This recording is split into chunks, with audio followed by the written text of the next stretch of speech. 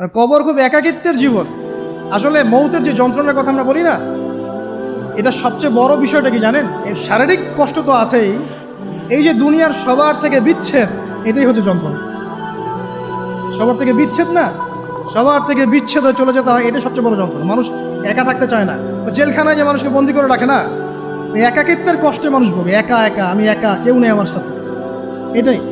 এর উপর যদি আবার টর্চার করা হয়, রিমান্ড দেওয়া হয়, তাহলে কি অবস্থাটা হবে বোঝেন। এই হলো কবর, এই হলো কবর। একটা ঘটনা বলে শেষ করে দেই, যে একজন ব্যক্তি মারা গেছেন, আর মুসা আলাইহিস সালামের সময় বানু ইসরায়েলের কোনো এক নবী, আমি ঠিক নাম বলতে পারবো না যে কোন নবী, কারণ নামটা হাদিসে আসে নাই, কোনো একজন নবী আল্লাহর কাছে দোয়া করছেন, আল্লাহ মৃত মানুষের সাথে আমার একটু কথোপকথন করায় দাও।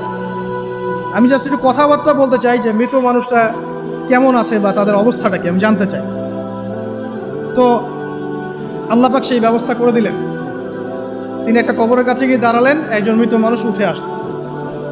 এটা সায়েন্স বিশ্বাস নাও করতে পারে, আমাদের কোনো মাথা ব্যথা নেই, ঠিক আছে? তো এবার তিনি তাকে জিজ্ঞাসা করছেন যে তুমি কেমন আছো, তুমি কেমন আছো, এই মুর্দাকে জিজ্ঞাসা করছেন। তিনি বলছেন আজকে থেকে প্রায় 500 বছর আগে আমার মৃত্যু হয়েছে। এই ব্যক্তি বলছেন আজকে থেকে প্রায় 500 বছর আগে আমার মৃত্যু হয়েছে, এখন পর্যন্ত আমার গা থেকে, আমার আত্মা থেকে মৌতের যন্ত্রণা দূর হয় নাই।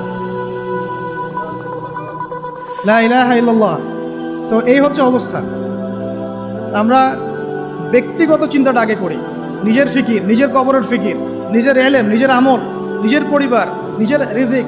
যাদের জন্য হারামে যাচ্ছেন, কেউ সাথে যাবে না, কেউ সাথে যাবে না, না আপনার গার্লফ্রেন্ড, না আপনার বউ বাচ্চা, কিচ্ছু না। এগুলো তো শুধু মায়ার বাঁধন, মায়ার বাঁধন না, মায়ার বাঁধন। যদি এগুলো নিয়ামত হয় আলহামদুলিল্লাহ, যদি এগুলো দুনিয়াতে আপনার ফিতনা সৃষ্টি করে, আপনি আসহাবুল কাহফ হয়ে যান। কথা বুঝতে পারছেন না? এরপরে যদি সামর্থ্য হয়, আল্লাহ পাক আপনাকে জ্ঞান দেন, আপনাকে পলিটিক্যাল পদ দেন, ইকোনমিক সেকশনে জ্ঞান দেন, ইত্যাদি ইত্যাদি, আপনাকে আল্লাহ যে সেকশনে রাখবেন সেখান থেকে দিনের খেদমত করবেন, পারবেন না ইনশাল্লাহ?